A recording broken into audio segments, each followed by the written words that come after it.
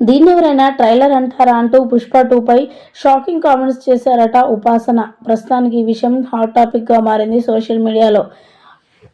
Mega కోడలు ఉపాసన గురించి మనందరికీ తెలిసిందే. ఇక ఇంటికి ఎవరైనా వచ్చారు అంటే ఎంత మర్యాద పూర్వకంగా ఉంటుందో ఉపాసన.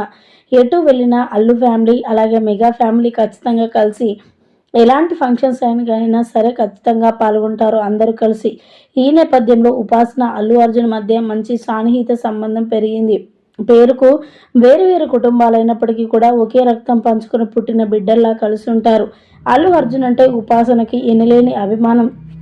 ఏ విషయమైనా సరే అల్లు అర్జున్తో చాలా డిస్కషన్ చేస్తూ ఉంటుంది ఉపాసన. ఈ నేపథ్యంలో మరి పుష్ప 2కి సంబంధించి కూడా ఉపాసన మాట్లాడుకొచ్చినట్లుగా వార్తలైతే జోరుగానే వినిపిస్తూ ఉన్నాయి.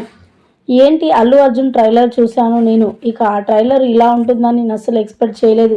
ఎంత బాగా వచ్చిందో ట్రైలర్ అయితే. పుష్ప 1లో మరి సామాన్యంగానే అంటే ఉన్నప్పటికీ కూడా మంచి రికార్డు స్థాయి ఉంది పుష్ప 1 కూడా. కానీ అంతకు మించి పుష్ప 2 ఉండబోతుంది.